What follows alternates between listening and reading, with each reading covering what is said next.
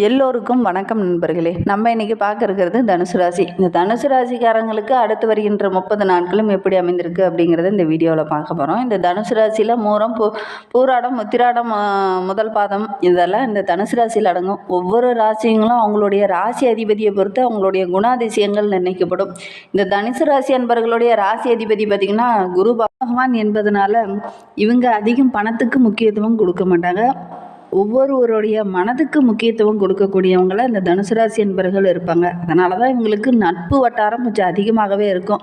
யாருக்கிட்டையும் எந்த கருத்து வேறுபாடுமே காட்ட மாட்டாங்க. எல்லாரிடமே பார்த்திங்கன்னா ரொம்ப பாசமாகவும் அமைதியான பண்பு கொண்டவராகவும் இருப்பாங்க. நகைச்சுவையாக பேசுகிறதுல இவங்களை அடிச்சிக்கவே முடியாது. அந்த அளவுக்கு நகைச்சுவையாகவும் கொஞ்சம் குழந்தைத்தனமான செய்கைகளையும் உடையவங்களாக இவங்க இருப்பாங்க. அப்படி குழந்தைத்தனமாக பேசுறது அப்படிங்கிறது இந்த தனுசு ராசி என்பர்களுக்கு ரொம்ப பிடிக்கும். அதாவது ஒரு நிகழ்ச்சியிலையோ அல்லது ஏதாவது ஒரு நிகழ்வுலையோ பங்கெடுக்கும் போது பார்த்திங்கன்னா அந்த இடத்துலையோ பார்த்திங்கன்னா இந்த தனுசு ராசி அன்பர்கள் இருக்காங்க அப்படின்னா அந்த இடமே ரொம்ப கலகலன்னு இருக்கும். பயணம் செய்கிறதுல அவங்களுக்கு ரொம்ப பிடிக்கும். வீட்டில் இருக்கிறதோட வெளியில் அதிகம் எங்கேயாவது சுற்றுறது, நண்பருக்கு கூட பேசுகிறது, இதெல்லாம் அவங்களுக்கு ரொம்ப பிடித்தமான ஒரு செயல். எப்போதுமே எந்த செயல் செய்கிறதா இருந்தாலும் பின்வாங்க மாட்டாங்க. அடுத்தது நம்ம இதை செய்யலாம் அப்படிங்கிற மாதிரி தான் இருப்பாங்க. ஒரு குறிக்கோள் வச்சு செயல்படக்கூடியவங்க அப்படின்னு சொல்லலாம். இவங்களுடைய ராசி சிம்பிளை பார்த்திங்கன்னா வில்லு. அந்த இடத்த நோக்கி அவங்க பயணிக்க ஆரம்பிச்சிட்டாங்கன்னா அடுத்தடுத்து வெற்றியை நோக்கி அவங்க பயணிக்க ஆரம்பிச்சிட்டாங்க அப்படின்னு அர்த்தம். அதனால் இவங்களை ஒரு குறிக்கோள் உடையவங்க அப்படின்னு கூட சொல்லலாம். பெரிதாக எதுவும் ஒன்று சாதிக்கணும் அப்படின்னு ஒரு தன்னம்பிக்கை உடையவங்களாக இந்த தனுசு ராசி அன்பர்கள் இருப்பாங்க. ரொம்ப தைரியமாக போராடுவாங்க. அப்படி போராடுறதுனாலே என்னமோ இவங்க எடுக்கிற ஒவ்வொரு விஷயமும் இவங்களுக்கு வெற்றியாக தான் அமையும். யாரேனும் உங்களுக்கு நண்பராக இருந்தாங்க அப்படின்னா அவங்களோட சேர்ந்து புதிதான இடங்களுக்கு செல்வது அப்படிங்கிறது உங்களுக்கு ரொம்ப பிடித்தமான ஒரு விஷயம். நிறைய விஷயங்கள் கற்றுக்குவாங்க. சரி, இவங்களுக்கு அடுத்து வருகின்ற 30 நாட்களும் எப்படி அமைந்திருக்கு அப்படிங்கிறத பார்க்கலாம். நீங்கள் இப்போ தான் ஃபஸ்ட் டைமாக நம்ம சேனலை பார்க்குறதா இருந்தால் நம்ம சேனலை சப்ஸ்கிரைப் பண்ணிவிட்டு கூடவே இருக்கிற பெல் ஐக்கானையும் கிளிக் பண்ணிக்கோங்க. அப்போ தான் நாங்கள் போடுற ஒவ்வொரு வீடியோவுமே உங்களுக்கு நோட்டிஃபிகேஷனாக வரும். நீங்கள் தனுசு ராசி அன்பராக இருந்தால் மறக்காமல் நம்மளுடைய சேனலுக்கு ஒரு லைக் கொடுத்துட்டு உங்களுடைய உறவுகள் வகையிலையோ அல்லது நண்பர்கள் வகையிலையோ யாராவது தனுசு ராசி அன்பர்கள் இருக்காங்க அப்படின்னா மறக்காமல் இந்த வீடியோவை அவங்களுக்கும் ஷேர் பண்ணிவிடுங்க. தனுசு ராசியில் நீங்கள் எந்த நட்சத்திரத்தில் பிறந்தீங்க அப்படிங்கிறத மறக்காமல் எங்களுடைய கமெண்ட் பாக்ஸில் தெரிவிங்க. சரி, வாங்க நம்மளுடைய தனுசு ராசி அன்பர்களுக்கு அடுத்து வருகின்ற 30 நாட்களும் கிரகநிலை எப்படி அமைந்திருக்கு அப்படின்னு பார்க்கலாம். உங்களுடைய பேச்சுக்கு நல்ல ஒரு மதிப்பு மரியாதையும் கிடைக்கக்கூடிய ஒரு மாதமாக வருகின்ற மாதம் அமைந்திருக்கு அப்படின்னே சொல்லலாம்.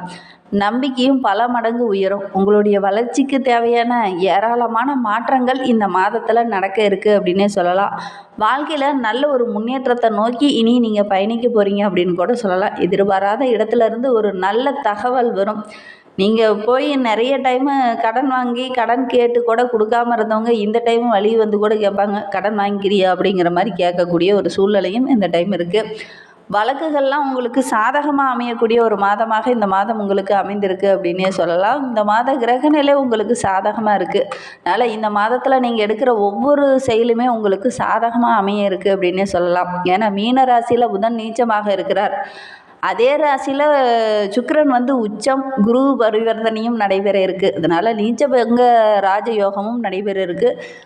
ஒரு கிரகம் உச்சத்தில் இருக்கும்போது மற்றொரு கிரகம் நீச்சமாகும்போது இது நீச்சபட்ச ராஜயோகம் என்று சொல்லுவாங்க. அதனால் நிறைய நன்மைகள் கிடைக்க போகுது. நம்மளுடைய தனுசு ராசி என்பர்களுக்கு இந்த மாசி மாதம் 17ஆம் தேதிக்கு அப்புறம் பார்த்திங்கன்னா நல்ல ஒரு மாற்றம் வரும். ஏன்னா அந்த டைமில் சுக்கிரன் பகவான் வக்ரகமாக இருக்கிறார். அதுவும் 4ஆம் இடத்துல வக்ரகமாகிறது ரொம்ப சிறப்பான பலனை பெற்றுத்தரும். அதனால் வருகின்ற நாட்கள் ரொம்ப அதிர்ஷ்டமான நாட்கள் நம்மளுடைய தனுசு ராசி அன்பர்களுக்கு அப்படின்னே சொல்லலாம். வீட்டுக்கு தேவையான ஆடம்பர பொருளெல்லாம் வாங்குவீங்க. ஒரு சிலர்லாம் நகை, ஆடை, ஆபரணங்கள்லாம் வாங்கக்கூடிய யோகம் இருக்குது. உங்களுடைய மாமனார் மற்றும் இளைய சகோதரர்களுடைய ஆரோக்கியத்தில் கொஞ்சம் கவனம் செலுத்துங்க. அவங்களுக்கு ஏதாவது உடல் நலத்தில் பிரச்சனை இருந்தது அப்படின்னா அந்த பிரச்சனை எல்லாமே சரியாகி நல்ல ஒரு முன்னேற்றத்துக்கு வருவாங்க. வீடு இருக்கிற இடத்துல சின்ன சின்ன மாற்றங்கள் ஏற்படக்கூடிய ஒரு சூழ்நிலையும் இந்த மாதத்தில் உங்களுக்கு ஏற்படும்.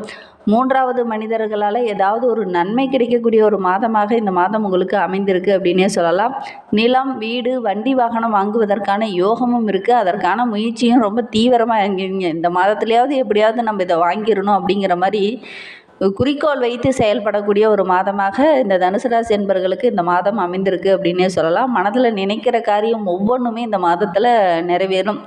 இஷ்ட தெய்வத்தோட அருளும் குலதெய்வத்தோட அருளும் பரிபூரணமாக கிடைக்கும். அதோடு உங்களுடைய முன்னோர்களுடைய அருளும் இருக்கிறதுனால நீங்கள் எடுக்கிற ஒவ்வொரு விஷயத்துலையுமே பின்னடைவு அப்படிங்கிறது வரவே வராது. எல்லாமே முன்னேற்றமான பாதையில் நீங்கள் பயணிக்க போகிறீங்க அப்படின்னே சொல்லலாம்.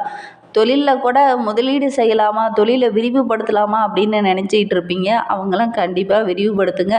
நல்ல ஒரு வருமானம் வரும். உத்தியோகத்தில் இருக்கிறவங்களுக்கெல்லாம் நல்ல ஒரு பதவி உயர்வு, ஊதிய உயர்வு இதெல்லாம் கிடைக்கக்கூடிய யோகம் இருக்குது. பணியிடத்தில் முக்கிய பொறுப்புகள்லாம் இந்த டைமு கிடைக்கக்கூடிய யோகமும் இருக்குது. மாத பிற்பகுதியில் மட்டும் உங்களுடைய பேச்சில் கொஞ்சம் கவனமாக இருந்துக்கோங்க. அது உறவுங்கிட்ட பேசும்போது ரொம்ப கவனமாக இருக்கிறது நல்லது. உறவினரை நம்பி முக்கிய வேலை எதுவுமே ஒப்படைக்க வேண்டாம். பணி செய்கிற இடத்துலையும் முக்கியமாக ஏதாவது வேலை இருக்குது அப்படின்னா முடிந்த அளவுக்கு நீங்களே அந்த வேலையை கரெக்டாக செய்கிறது நல்லது.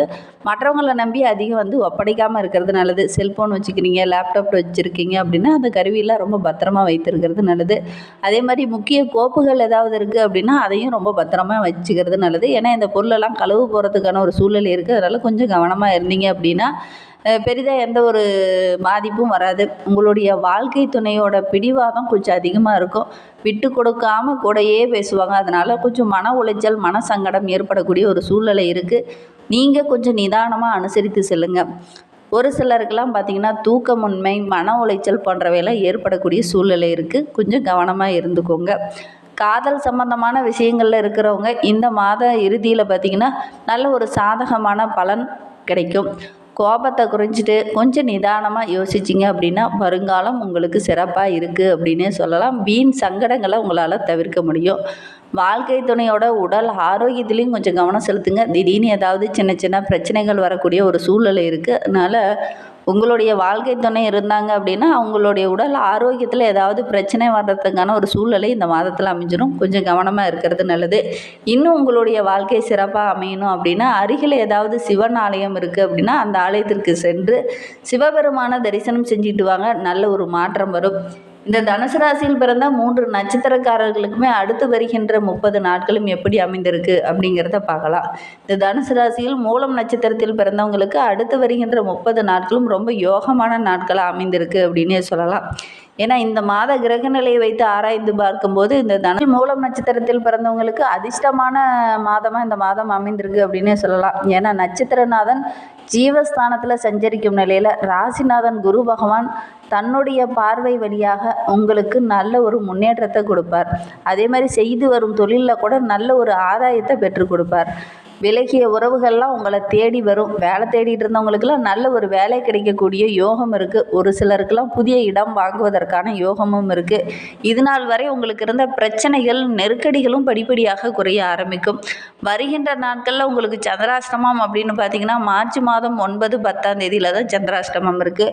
அதிர்ஷ்டமான நாள் அப்படின்னு பார்த்தீங்கன்னா பிப்ரவரி 21, மார்ச் 3, 7, 12 ஆகிய நாட்களாக உங்களுக்கு அதிர்ஷ்டமான நாட்களாக அமைந்திருக்கு. பூராடம் நட்சத்திரத்தில் பிறந்தவங்களுக்கு அடுத்து வருகின்ற 30 நாட்களுமே ரொம்ப யோகமான நாட்களாக அமைந்திருக்கு அப்படின்னே சொல்லலாம்.